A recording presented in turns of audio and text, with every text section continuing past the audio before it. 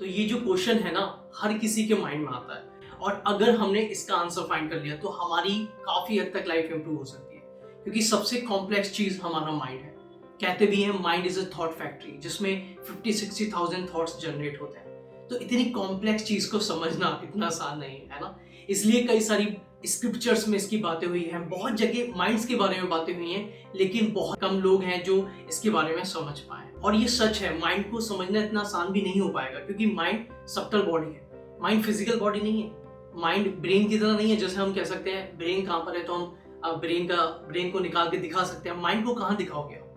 अगर कोई पूछेगा आपसे कि आपका जो माइंड इधर उधर भागता है या थॉट्स कहाँ जनरेट होते हैं, तो आप कहाँ से दिखाओगे कि हाँ ये चीज माइंड है ना? क्योंकि सब्टल बॉडी है, वो एडजस्ट करती ही नहीं है।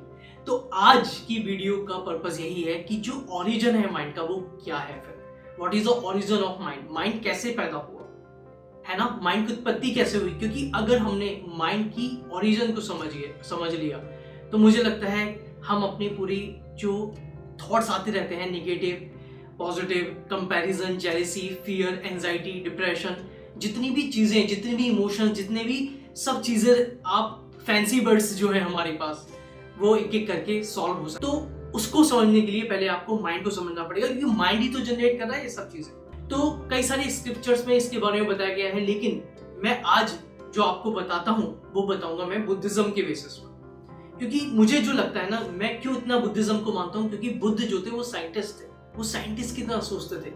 जैसे साइंटिस्ट होता है, किसी चीज को लेकर बैठा रहता है, कई साल ऐसे निकाल देता है उसकी खोज में।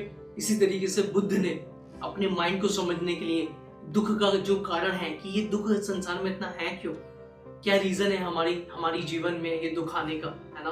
क्यों लोग मरते हैं, क्यों लोग जन्म लेते हैं, हु एम आई, और इस टाइप के जो क्वेश्चंस है अध्यात्म से रिलेटेड, उसको करते चले गए और इतने डीप तक, इतने गहराई तक करते चले गए कि उन्हें वो चीज समझ में आने लगी और उसको करके उन्होंने फिर लोगों को शेयर किया, है ना?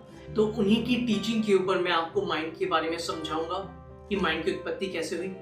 तो बुद्ध ने जो खोजा, जो उन्होंने समझा, वो ये देखा उन्होंने कि हर चीज लॉ के ऊपर बेस्ड है ना?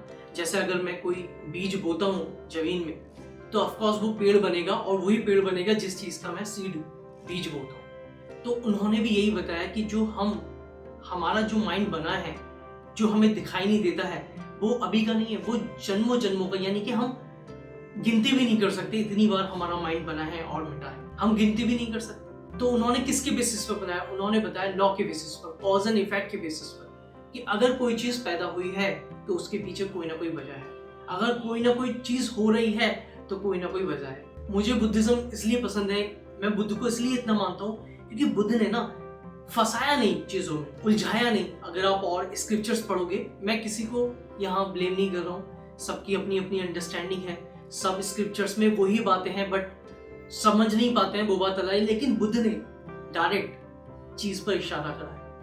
अगर वो कोई इंसान उनकी थोड़ी सी बुक्स पढ़ेगा या टीचिंग को उनकी समझेगा, तो वो वहां तक पहुंच सकता है जो वो समझाना चाहते हैं। तो वो कहते हैं कि हर चीज कॉज एंड इफेक्ट है। तो मैं आज आपके सामने जो कॉज एंड इफेक्ट की जो चेन है, जो उन्होंने हमें दी, अपनी टीचिंग में सिखाई, और हम फिर उसको बाद में समझेंगे कि कैसे वो एक एक चीज कनेक्ट हो रही है। और उसको समझने के बाद फिर आपको समझ में आएगा सच में माइंड की जो ओरिजिन है वो क्या है। Because of ignorance there is reaction, because of reaction there is consciousness, because of consciousness there is mind and matter, because of mind and matter there is a six senses doors, because of six senses doors there is a contact, because of contact there is a sensation, because of sensation there is a craving, because of craving there is a clinging, because of clinging there is the flow of life, because of the flow of life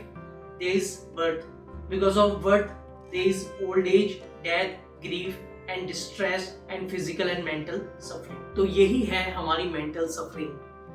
इसी की वजह से ये जो chain है, cause and effect की जो chain है, इसी की वजह से हमें मेंटल सफरिंग होती है, बिकॉज ऑफ इग्नोरेंस। यहाँ से शुरू हुई ये चीज। तो अगर ये इग्नोरेंस हमारे अंदर से चला जाए, हम हर चीज को बहुत सोच समझ कर, कॉन्शियसली होकर चीजें करें, तो जो अगली चेन है, जो रिएक्शन है, वो भी हमारे अंदर नहीं पैदा हो। फिर रिएक्शन से कॉन्शियसनेस, कॉन्शियसनेस से माइंड एंड मैटर, तो आगे चीजें जुड़ती चली जा रही है ना।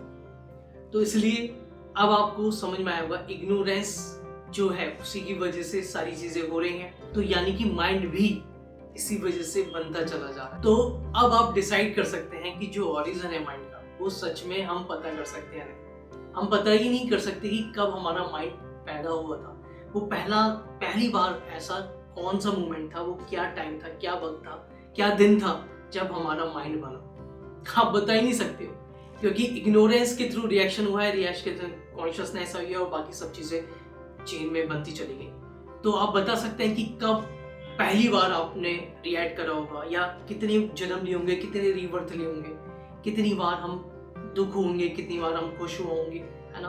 तो अगर आप इसको समझ पा रहे हैं जिस लेवल की बात मैं कर रहा हूँ, तो आपको फिर ये समझ में आएगा कि हम पता ही नहीं कर सकते हैं कि माइंड की ओरिजिन क्या है।